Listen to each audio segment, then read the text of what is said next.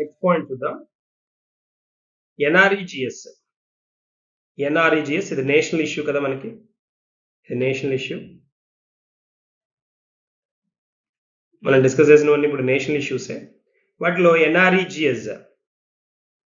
NREGS ఆధారిత చెల్లింపు వ్యవస్థ తప్పనిసరి అంటున్నాడు. ఏబిపిఎస్ అంటాం. అంటే ఆధార్ బేస్డ్ పేమెంట్ సిస్టమ్ అన్నమాట. ఆధార్ బేస్డ్ పేమెంట్ సిస్టమ్ అంటాం. నెరేగా స్కీమ్ ఏదైతే ఉందో, నెరేగా ఆధారిత చెల్లింపు వ్యవస్థ గురించి కనుక మనం ఒకసారి చూస్తే, జనరల్గా మనకి ఇక్కడ 2 వర్డ్స్ ఉన్నాయి. ఏబిపిఎస్ అంటాం, ఇంకొకటి ఏపీబిఎస్ కూడా ఉంది. ఆధార్ పేమెంట్ బ్రిడ్జ్ సిస్టమ్ ఇదొకటి ఉంది. తర్వాత ఏఈపిఎస్ కూడా ఉంది. Aadhaar enabled payment system. వీటికి మధ్య డిఫరెన్స్ తెలియాలి ఫస్ట్.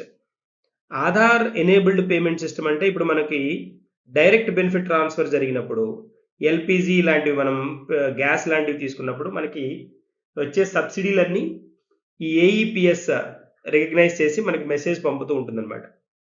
క్యాష్ డిపాజిట్ అవ్వగానే మన అకౌంట్లో సబ్సిడీ డిపాజిట్ అవ్వగానే వాటికి మనకి మొబైల్ ఇన్ఫర్మేషన్ పంపిస్తుంది. అది Aadhaar enabled payment system. Aadhaar based payment system అంటే కూడా దాదాపు అలాగే ఉంటుంది.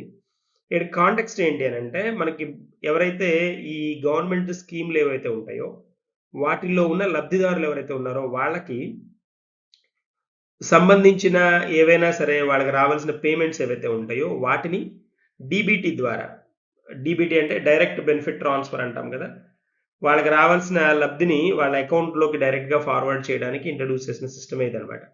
ఆధార్ బేస్డ్ పేమెంట్ సిస్టమ్ అంట. ఈ ఆధార్ బేస్డ్ పేమెంట్ సిస్టమ్ దీన్ని ఏం చేసింది అంటే, ఖచ్చితంగా నెరేగా అంటే ఈ ఉపాధి హామీ పథకం ఎవరైతే ఉన్నారో, Mahatma Gandhi national rural employment guarantee scheme కింద ఎవరైతే ఉద్యోగులు అంటే ఎవరైతే కార్మికులు ఉన్నారో వాళ్ళకి వాళ్ళ అకౌంట్లోకి అమౌంట్స్ రావాలి అని అంటే ఖచ్చితంగా ఏబిపిఎస్ వ్యవస్థను పాటించాల్సిందే అని అనౌన్స్ చేసింది. దాదాపుగా దీన్ని ఏంటి అని అంటే, ఇలాంటి ఈ ఆధార్ పేమెంట్ సిస్టమ్ కానీ, ఆధార్ ఎనేబుల్డ్ పేమెంట్ కానీ, ఆధార్ బ్రిడ్జ్ పేమెంట్ కానీ, ఇవన్నీ ఎవరి హ్యాండ్ ఓవర్లో ఉంటాయంటే ఇండియాలో రిటైల్ పేమెంట్స్ అంటారు వీటిని. రిటైల్ పేమెంట్స్ అన్ని ఎన్పిసిఐ చేతిలో ఉంటాయన్నమాట. రిటైల్ పేమెంట్స్ అంతా NPCI, national payment corporation of India చేతిలో ఉంటాయి. National payment corporation of India దీని హ్యాండ్ ఓవర్లోనే ఉంటాయి. ఆర్బీఐకి సంబంధం ఉండదు. ఇవి national payment corporation of India hand ఓవర్లో ఉంటాయి.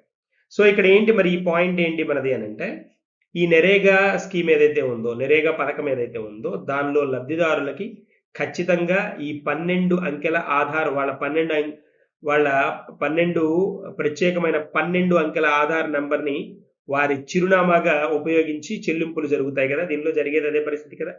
దాన్ని చిరునామాగా, దాన్నే వీళ్ళ అడ్రస్గా తీసుకొని పేమెంట్స్ జరుగుతాయి. ఈ వ్యవస్థలో కార్మికుల ఆధార్ నెంబర్లను వారి జాబ్ కార్డులతో పాటు వారి బ్యాంక్ ఖాతాలకు అనుసంధానం చేస్తారు. వీళ్ళ ఆధార్ నెంబర్ని జాబ్ కార్డు ఉంటుంది, ప్రతి ఒక్కరికి ఎంప్లాయ్ కార్డు ఉంటుంది కదా, దాన్ని బ్యాంక్ అకౌంట్ తోటి ఈ మూడింటిని అనుసంధానం చేస్తారనమాట. ఈ మూడింటిని ఇలా అనుసంధానం చేస్తారు. ఈ ఖాతాను national payment corporation of India మ్యాపర్లో అనుసంధానం చేస్తుంది. ఎన్పిసిఐ మ్యాపర్తో అనుసంధానం చేస్తుంది అనమాట. ఎన్పిసిఐ మ్యాపర్లో అనుసంధానం చేస్తే అప్పుడు వీళ్ళకి ఏమవుతుంది అని అంటే, ఆధార్ నెంబర్ని బేస్ చేసుకొని ఆధార్ నెంబర్కి లింక్ అయి ఉన్న బ్యాంక్ అకౌంట్ ఏదైతే ఉంటుందో దానిలో ఉన్న డీటెయిల్స్, ఆధార్లో ఉన్న డీటెయిల్స్, జాబ్ కార్డులో ఉన్న డీటెయిల్స్ని టాలీ చేసుకొని వీళ్ళ బ్యాంక్ అకౌంట్లోకి వీళ్ళకి కావాల్సిన లబ్ధి ఏదైతే ఉందో, బెనిఫిట్ ఏదైతే ఉందో దాన్ని వీళ్ళు క్రెడిట్ చేస్తారు. జనరల్గా జరిగే ప్రాసెస్ ఇది. కానీ ఇక్కడ ఏమవుతుంది అని అంటే, మనకి దాదాపుగా ఎక్కువ శాతం ఇలాగే జరుగుతున్నాయి. కానీ ఏమవుతుందంటే కొన్ని ప్రాబ్లమ్స్ ఉంటూ ఉంటాయి జనరల్గా. ఎలాంటివి?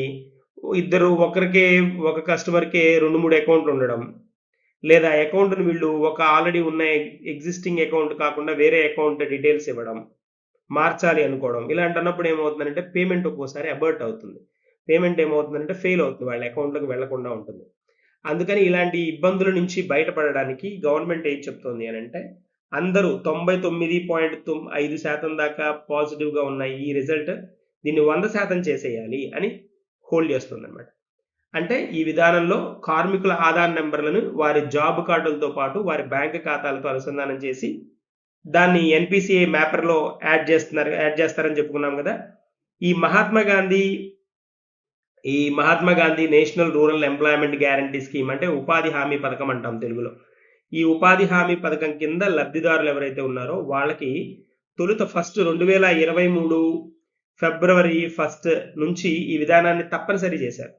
ఖచ్చితంగా ఏపీబీఎస్ 2017 నుంచి వాడుకలో ఉంది. ఇది ఆధార్ పేమెంట్ బ్రిడ్జ్ సిస్టమ్ అంటాం.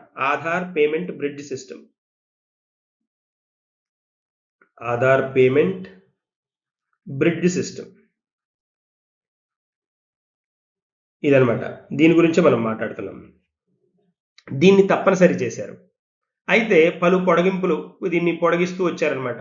2023 ఫిబ్రవరి 1 నుంచి ఈ విధానాన్ని తప్పనిసరి చేశారు. కానీ తర్వాత ఏమైంది అని అంటే దాన్ని మళ్ళీ ఎక్స్టెండ్ చేశారు.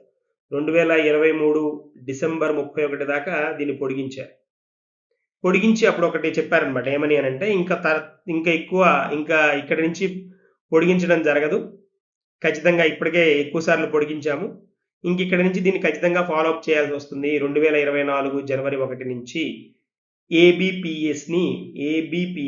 ఏబిపిఎస్ అంటే మళ్ళీ కన్ఫ్యూజ్ అవ్వకండి. ABPS Aadhaar based payment system. ఖచ్చితంగా ఆధార్ని బేస్ చేసుకొని దానికైన లింక్ అయి ఉన్న అకౌంట్కి మాత్రమే అమౌంట్ పంపబడుతుంది. ఇది ఆధార్ పేమెంట్ బ్రిడ్జ్ సిస్టమ్ అనమాట. బ్రిడ్జ్ చేసే సిస్టమ్ అంటే లింక్ చేసుకునే సిస్టమ్. జరిగేది పేమెంట్స్ అన్ని ఏబిపిఎస్ ద్వారా జరుగుతాయి. ABPS Aadhaar based payment system ద్వారా జరుగుతాయి. సో దీనిలో ప్రభుత్వం ఇక్కడ వచ్చే సమస్యలు ఏవైతే ఉంటాయో వాటి పరిష్కారం కోసం కూడా కొన్ని పాయింట్స్ని అనౌన్స్ చేస్తుంది అనమాట. మినహాయింపులను కూడా ఇచ్చింది. ఏదైనా గ్రామ పంచాయతీలో కనుక సాంకేతిక సమస్యలు లేదా ఆధార్ సంబంధిత సమస్యలు తలెత్తితే వాటి పరిష్కారం వరకు ప్రభుత్వం కేసుల వారీగా మినహాయింపులు ఇస్తుంది అని అనౌన్స్ చేయడం జరిగింది అనమాట. కేసుల వారీగా వాటికి మినహాయింపు ఇస్తామని చెప్పింది. తర్వాత వేతన చెల్లింపులను క్రమబద్ధీకరించడం మరియు పారదర్శకతను ట్రాన్స్పరెన్సీని నిర్ధారించడం, మోసాల అవకాశాలను తగ్గించడం ఏబిపిఎస్ వల్ల కలిగే ఉన్న ఉపయోగాల్లో ఒకటనమాట. అది మెయిన్ పాయింట్. ఎందుకు వీటికి చెల్లింపులు క్రమబద్ధీకరించడం ద్వారా అంటే పారదర్శకతను తీసుకురావడం అనేది కూడా మెయిన్ పాయింట్. జనరల్గా ప్రజా పంపిణీ వ్యవస్థలో చాలా లొసుగులు ఉంటాయి కదా, వాటిని తొలగించడానికి ప్రజా పంపిణీ వ్యవస్థే కదా ఇది పీడిఎస్ అంట, పబ్లిక్ డిస్ట్రిబ్యూషన్ సిస్టమ్ అంట. సో ఇక్కడ ఏబిపిఎస్ ఈ ఆధార్ బేస్డ్ పేమెంట్ సిస్టమ్ ద్వారా ప్రయోజనాలు ఏంటి, అడ్వాంటేజెస్ ఏంటి కనుక మనం చూస్తే, అడ్వాంటేజెస్ ఏంటి అని కనుక మనం అబ్జర్వ్ చేసామనుకోండి, ఇక్కడ అర్హులైన లబ్ధిదారులు ఎవరైతే ఉంటారో అంటే లబ్ధిదారులుగా రిజిస్టర్ అయిన వాళ్ళు ఎవరైతే ఉంటారో వాళ్ళకి చెల్లింపులు జరిగే విధంగా చూడడం దీని ముఖ్యమైన ఫంక్షన్స్లో ఒకటనమాట. తర్వాత దాంతోపాటు ఇంకోటి ఏంటి, మోసాలు అవినీతి అవకాశాలను తగ్గించడం, మధ్యవర్తులను నిర్మూలించడం, మీడియేటర్స్ ఉంటారు కదా, ఈ మీడియేటర్స్ని కంట్రోల్ చేయడం. తర్వాత పేపర్ వర్క్ను తగ్గిస్తుంది, జాప్యాన్ని కూడా తగ్గిస్తుంది. దీని ద్వారా వేతనాల యొక్క వేగవంతం అంటే త్వరితగతిన పేమెంట్స్ని వాళ్ళ అకౌంట్లోకి లబ్ధిదారుల అకౌంట్లోకి మూవ్ అయ్యే విధంగా కూడా చేయగలుగుతుంది. ఇవన్నీ దీనివల్ల ఏంటి అని అంటే వచ్చే ప్రయోజనాలు అనమాట దీనివల్ల ఏబిపిఎస్ వల్ల. అంతేకాకుండా బ్యాంక్ ఖాతాల వాడకాన్ని కూడా ప్రోత్సహించడం జరుగుతుంది. దీని ద్వారా ఏమవుతుంది, ఆర్థిక సమ్మిళితాన్ని ప్రోత్సహించడం అంటే ఫైనాన్షియల్ ఇంక్లూజన్ అంటాం కదా, ఆర్థిక సమ్మిళితాన్ని ప్రోత్సహించడం కూడా జరుగుతుంది. అంతేకాకుండా ఏమవుతుందంటే డిజిటల్ రికార్డులు చెల్లింపులకు ట్రాక్ చేయడం మరియు ఆడిట్ చేయడం కూడా సులభతరం అవుతుంది. గవర్నమెంట్ కూడా ఆడిట్ చేయడం, ఎవరి అకౌంట్లోకి వెళ్తున్నాయి, ఎంత అమౌంట్లో వెళ్ళాయి. ఇప్పుడు మనకి కంట్రోలర్ అండ్ ఆడిటర్ జనరల్ ఉన్నాయి కదా, కంట్రోలర్ అండ్ ఆడిటర్ జనరల్ అంటాం, అలాంటి వాళ్ళు వీటిని ఆడిట్ చేసుకోవడం కూడా ఈజీ అయిపోతుంది. తర్వాత ఏబిపిఎస్ తోటి ముడిపడి ఉన్న సవాళ్ళు ఏంటి అని అంటే, ఛాలెంజెస్ ఏమున్నాయంటే జాబ్ కార్డుల తొలగింపు, ఆధార్ జాబ్ కార్డు కార్మికుల పేర్ల వివిధ స్పెల్లింగ్స్ వంటి 2 డాక్యుమెంట్ల మధ్య వ్యత్యాసాల కారణంగా 2022 ఏప్రిల్ నుంచి దాదాపుగా 7.6 కోట్ల జాబ్ కార్డులను తొలగించారు. అంటే రకరకాల ప్రాబ్లమ్స్ అనమాట. స్పెల్లింగ్ మిస్టేక్స్ ఉండడము, తర్వాత పోతే వేరే వేరే ఒకే పేరుతో 2 ఉండడం ఇలాంటివి ఉండడం వల్ల దాదాపుగా 7.6 కోట్ల జాబ్ కార్డులను వీళ్ళు తీసేయడం జరిగిందనమాట. మనకు తెలుసు ఆర్టికల్ 41 ఉంది. మనకి ఆర్టికల్ 41 పని హక్కు అని అంటాం. ఆర్టికల్ 41 పాలిటీలో ఆర్టికల్ 41 గనక మనం అబ్జర్వ్ చేస్తే తెలుస్తుందది. ఈ ఎంజీఎన్ఆర్ఈజీఏ రిజిస్టర్డ్ కార్మికులలో 1/3 వంతు కంటే ఎక్కువ మంది అనర్హులుగా మారడంతోటి ఏబీపీఎస్ వాడకాన్ని బలవంతం చేయడం అనివార్యంగా పని హక్కును నిరాకరించడానికి దారితీస్తుందన్నమాట. మనకి జనరల్‌గా ఆర్టికల్ 41 అదే చెప్తుంది కదా! పని హక్కు కదా అది. మరి ఎందుకు దాన్ని మరి వయోలేట్ చేసినట్టు అవుతుంది కదా! అంటే ఇక్కడ ఈ కార్మికుల్లో 1/1 వంతు 1/3 దాదాపుగా 33% దాకా అనర్హులుగా ఉండడం వల్ల ఏమవుతుందనంటే ఈ ఏబీపీఎస్ వాడకాన్ని బలవంతం చేయడం గవర్నమెంట్ తీసుకున్న చర్యల్లో ఒకటనమాట. అంతేకాకుండా కార్మికుల తొలగింపు డిసెంబర్ 2023 వరకు ఈ క్రియాశీల కార్మికులలో దాదాపుగా 12.7% మందిని సాంకేతిక నైపుణ్యం లేదా సరైన డాక్యుమెంటేషన్ లేకపోవడం వల్ల అర్హులు కాదు అని తొలగించడం కూడా జరిగిందనమాట. ఇలాంటివి కూడా జరుగుతాయి కదా! మరి గవర్నమెంట్ అడిగిన కావాల్సిన డాక్యుమెంట్స్ ఏవైతే ఉన్నాయో వాటిని ప్రొవైడ్ చేయనప్పుడు, వాటిని ఇవ్వనప్పుడు, ఆధారాలను ఇవ్వనప్పుడు ఏమవుతుంది? ఖచ్చితంగా వాళ్ళ అకౌంట్స్‌ని తీసేయాల్సిన అవసరం కూడా వస్తుంది. అంతేకాకుండా గోప్యత ఆందోళనలు. గోప్యత అంటే మనకి ప్రైవసీకి రిలేటెడ్‌గా కొన్ని ప్రాబ్లమ్స్ కూడా ఉన్నాయి ఇక్కడ. ప్రైవసీకి రిలేటెడ్‌గా ఆందోళన అంటే ఏంటి? వాళ్ళ డీటెయిల్స్‌ని మళ్ళీ మిస్‌యూజ్ చేయడం గాని, అంటే ఇప్పుడు మనకి ఎన్ఆర్‌ఈజీఎస్ ఉందనుకోండి. ఎన్ఆర్‌ఈజీఎస్ చెల్లింపులకు ఆధార్‌ని తప్పనిసరిగా లింక్ చేయాలని చెప్తున్నారు. ఆధార్‌ని లింక్ చేయాలని చెప్పినప్పుడు, ఈ ఆధార్ ఇన్ఫర్మేషన్‌ని గోప్యంగా ఉంటాయా లేవా అనేది ఒక సంశయం అన్నమాట. ఎందుకంటే ఇది బయోమెట్రిక్ మరియు వ్యక్తిగత సమాచారాన్ని సేకరించడం మరియు నిల్వ చేయడం కాబట్టి. వ్యక్తిగత సమాచారాన్ని నిల్వ చేస్తుంది కాబట్టి అది ఎంత మటుకు జాగ్రత్తగా ఉంటుంది అనేది కూడా ఒక పాయింట్ అన్నమాట. అంతేకాకుండా యాక్టివ్ వర్కర్లు అంటే గత 3 ఆర్థిక సంవత్సరాల్లో కనీసం ఒక్కరోజు పనిచేసిన వారు ఎవరెవరైతే ఉంటారో వాళ్ళ డీటెయిల్స్ అన్నీ దీనిలో కరెక్ట్‌గా పొందుపరచాల్సిన అవసరం ఉంటుంది. యాక్టివ్ వర్కర్స్ అంటాం. యాక్టివ్ వర్కర్స్ అంటే ఏంటి అంటే గత 3 సంవత్సరాలలో అంటే 3 సంవత్సరాల నిడివిలో ఆర్థిక సంవత్సరంలో కనీసం ఒక్కరోజు పని చేసినా సరే వాళ్ళని యాక్టివ్ వర్కర్స్ అంటారు. సో, సాంకేతిక నైపుణ్యం లేదా సరైన డాక్యుమెంటేషన్ ఇవ్వని వాళ్ళ అకౌంట్‌ను దాదాపుగా తీసేయడం జరుగుతుందని కూడా దీనిలో మెన్షన్ చేయడం జరిగింది. ఇవి గోప్యత ఆందోళనలనమాట కొన్ని. గోప్యతకు సంబంధించిన ఆందోళనలు. తర్వాత నెక్స్ట్ పాయింట్‌కి వెళ్ళిపోదాం మనం. నెక్స్ట్ వన్‌కి వెళ్దాం.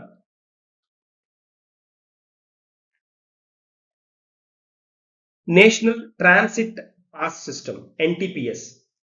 National transit pass system. ఇదేంటి అనంటే ఎన్‌టిపిఎస్ అని అంటున్నాం కదా!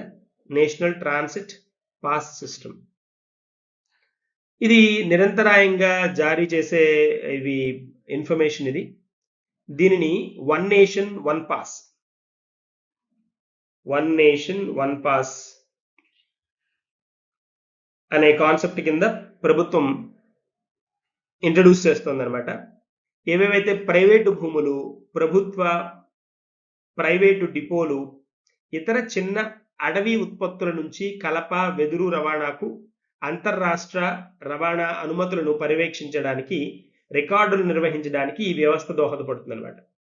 మనకి ఈ జనరల్‌గా ఏంటి అనంటే నేషనల్ ట్రాన్సిట్ పాస్ సిస్టమ్ ద్వారా బెనిఫిట్ ఏంటి అనంటే ఒక చోటు నుంచి ఇంకో చోటికి కలపను వెదురు గాని, తర్వాత లేకపోతే వివిధ రకాలైన కలపలు కానీ, తర్వాత చిన్న రకాల అడవి ఉత్పత్తులు ఏవైనా కానీ, ఇలాంటి వాటిని ఒక రాష్ట్రం నుంచి ఇంకో రాష్ట్రానికో తీసుకువెళ్తున్నప్పుడు వాటికి సంబంధించిన రవాణాకు సంబంధించిన అనుమతులను పర్యవేక్షించడానికి, రికార్డులు నిర్వహించడానికి, అంటే రవాణా అనుమతులను పర్యవేక్షించడం అంటే వాటిని సూపర్వైజ్ చేయడానికి, తర్వాత రికార్డ్స్ మెయింటైన్ చేయాలి కదా! రికార్డ్స్‌ని నిర్వహణ ఉంటుంది కదా!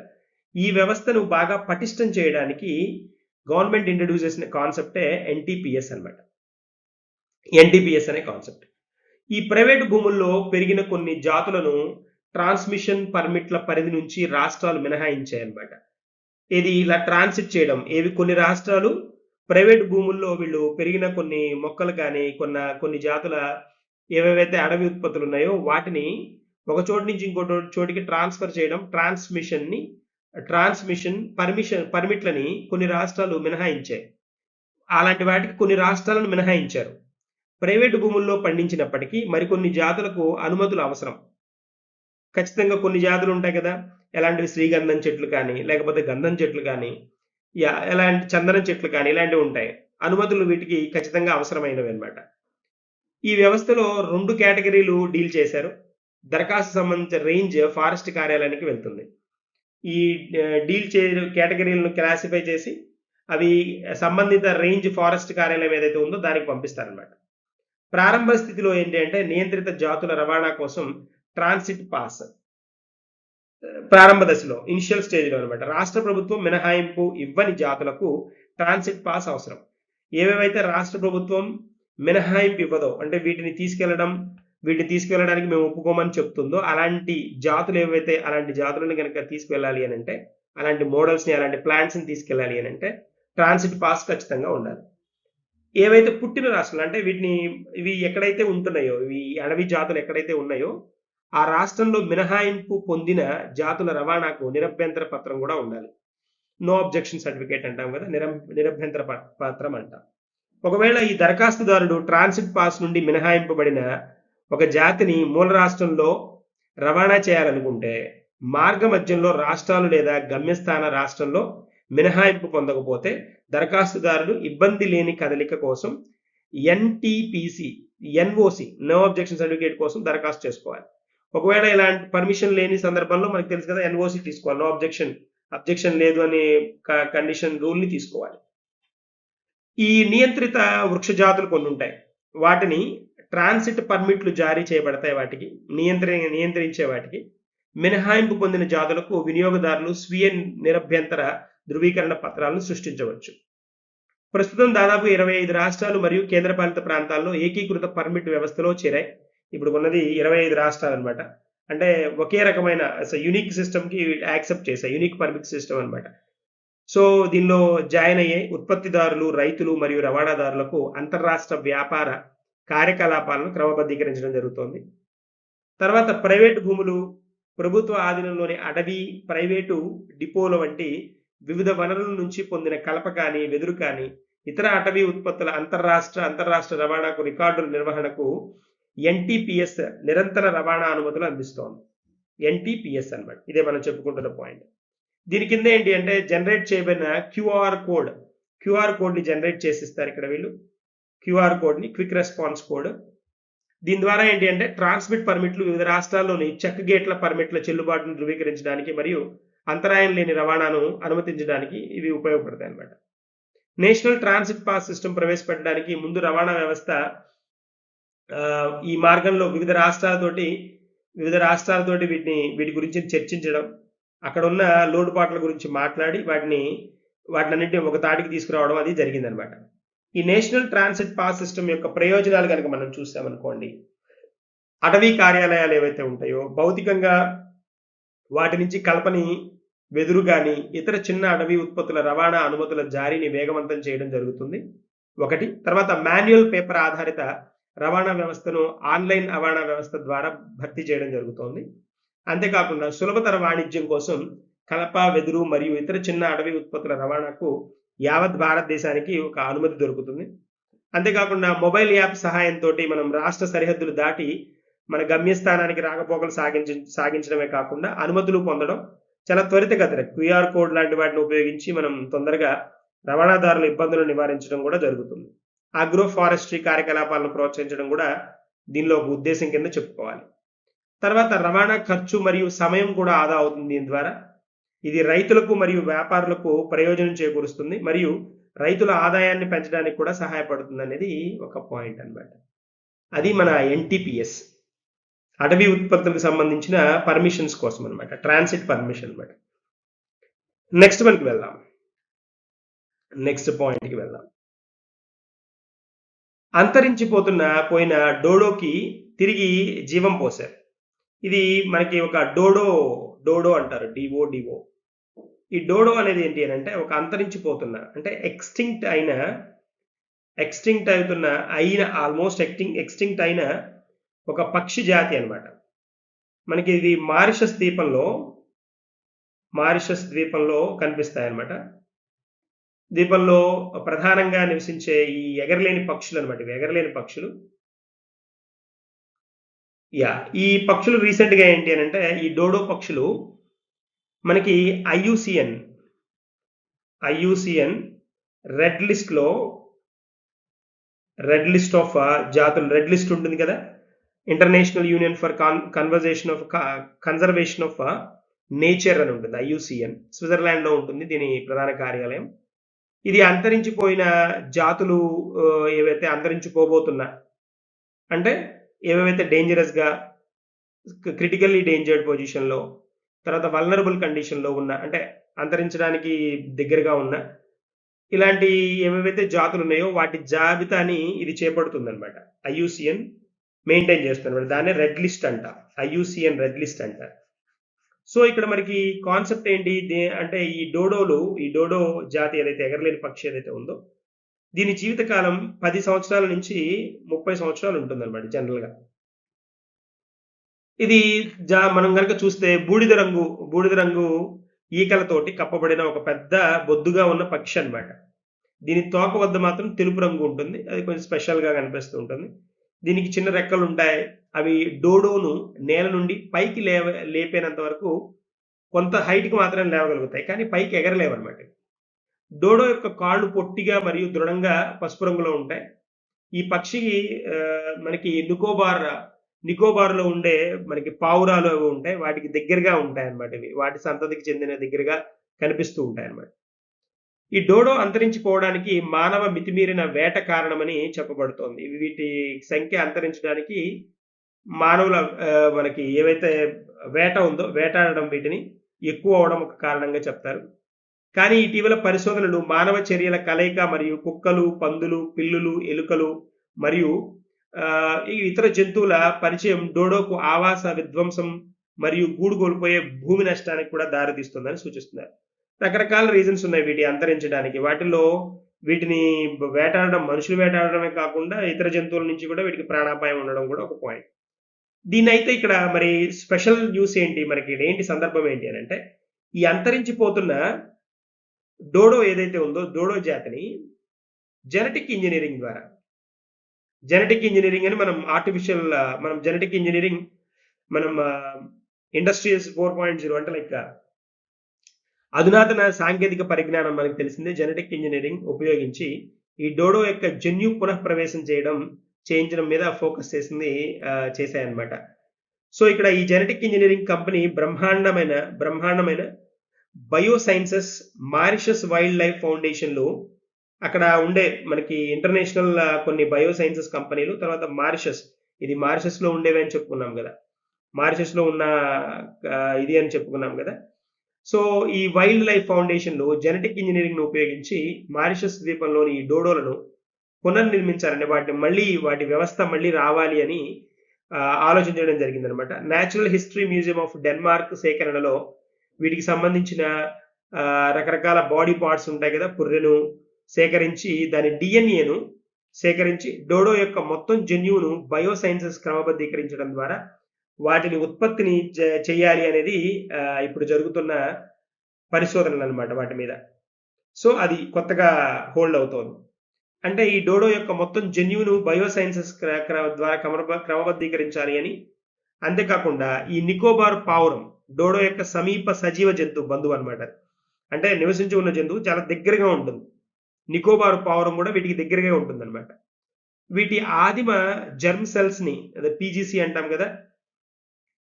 ప్రైమరీ జెర్మ్ సెల్స్ అంటాం. పీజీసీ అంటారు. ప్రైమరీ జెర్మ్ సెల్స్ అంటాం. పీజీసీ. ఈ పీజీసీని శాస్త్రవేత్తలు కనుగొని నికోబార్ పావురాలు ఏవైతే ఉన్నాయో వాటి పీజీసీని కనుగొని ఆ పీజీసీలు ప్రాథమికంగా ఒక జాతి స్పర్మ్ మరియు అండం యొక్క పిండ పూర్వ భాగాలన్నమాట. సో పూర్వగాములన్నమాట అవి. సో కాబట్టి ఏం చేస్తారు? డోడో యొక్క శారీరక లక్షణాలను వ్యక్తీకరించడానికి నికోబార్ పావురం ఏదైతే ఉందో దాని పీజీసీలను సవరించి వీటిని ఉత్పత్తి చేయాలి అనేది వీళ్ళు చేస్తున్న పరిశోధన అన్నమాట. సో జనరల్ కోడి పిండాల్లో వీటిని జొప్పించి ఇవి అంతర్జాతులుగా పనిచేసి వాటిని హోల్డ్ చేయాలి అనేది పాయింట్. జెనెటిక్ ఇంజినీరింగ్‌ని ఉపయోగిస్తున్నారు. సో చాలా స్పెషల్గా ఉంది కదా, అంతరించిపోతున్న కొన్ని జీవరాశులను కూడా మళ్ళీ వాటిని మనం వాటి ఉద్భవానికి అంటే వాటిని మళ్ళీ వాటిని వచ్చే విధంగా ట్రై చేస్తున్నాము అంటే సైన్స్ అండ్ టెక్నాలజీ ఎంత అభివృద్ధి చెందిందో మనం తెలుసుకోవచ్చు. నెక్స్ట్ పాయింట్కి వెళ్ళిపోదాం. Yeah, desert cyclone. Desert cyclone యుద్ధ మనకి ఇక్కడ కనిపిస్తోంది. డెసర్ట్ సైక్లోన్ ఇదేంటి అని అంటే 2024 డెసర్ట్ సైక్లోన్ అనేది యునైటెడ్ అరబ్ ఎమిరేట్స్, యుఏఈ మరియు ఇండియా యొక్క సంయుక్త సైనిక విన్యాసం అన్నమాట. సంయుక్త సైనిక విన్యాసం, ఆర్మీ ఎక్సర్సైజ్ అన్నమాట. దీని ప్రాముఖ్యత ఏంటి అని అంటే ఈ మధ్య యుఏఈ ఆర్మీ తర్వాత ఇండియన్ ఆర్మీ ఈ ద్వైపాక్షిక సైనిక విన్యాసాలను జరిపాయి. రాజస్థాన్లో ద్వైపాక్షిక విన్యాసాలని మనకి ఇవి ఇప్పుడు జరుగుతున్నాయి కూడా. ప్రజెంట్ జనవరి 2 నుంచి జనవరి 15 వరకు అనమాట 2024. 2024 ఎడారి తుఫాను విన్యాసాలు అంట. ఎడారి తుఫాను విన్యాసాలు అంటే డెజర్ట్ సైక్లోన్ అన్నమాట. ఈ విన్యాసాలు భారతదేశం మరియు యుఏఈ మధ్య ద్వైపాక్షిక సైనిక విన్యాసాల మొదటి edition. This is the first edition అన్నమాట. First edition between UAE and India అన్నమాట. ఐక్యరాజ్య సమితి charter on peace keeping operations లోని 7వ అధ్యాయం కింద ఈ డెసర్ట్ ఆర్ సెమీ డెసర్ట్ అంటే ఎడారి, సెమీ ఎడారి ఉంటాయి కదా, ఈ భూభాగాల్లో ఫైటింగ్ తో సహా సాంప్రదాయేతర కార్యకలాపాల్లో పరస్పర సహకారాన్ని పెంపొందించుకోవాలి అనేది ఒక చార్టర్లో ఒక పాయింట్ కూడా ఉందన్నమాట.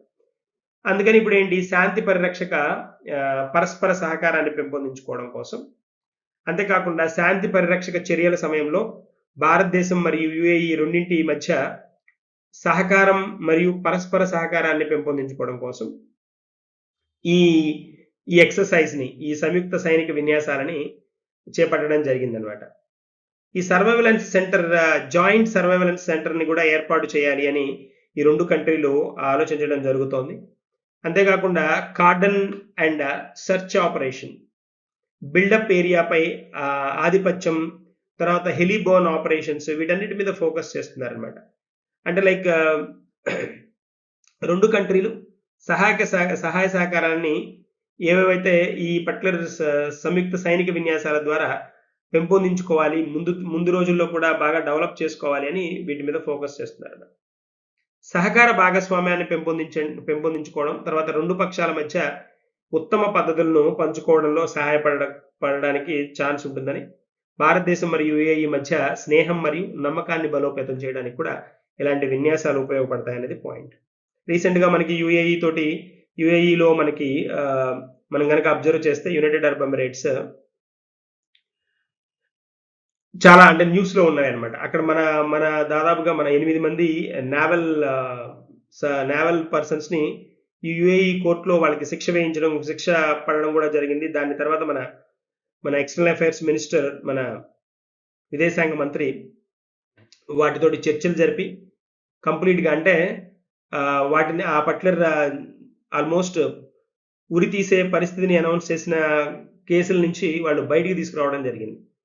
అంటే ఉరి అనౌన్స్ చేసేసారు వాళ్ళకి, 8 మందిని ఉరి తీయడం అంటే ఇక్కడ కొన్ని ఏవేవైతే యుఏఈకి సంబంధించిన ఇన్ఫర్మేషన్ని మన వాళ్ళు లీక్ చేస్తున్నారు అనే ఉద్దేశంతో అక్కడ మన నేవల్ ఎంబసీలో ఉన్న వాళ్ళు ఎవరైతే ఉన్నారో ఇట్లా హోల్డ్ చేస్తున్నారు అనేటప్పటికీ కంప్లీట్గా ఏమైంది అని అంటే కాంటెక్స్ట్ మారింది.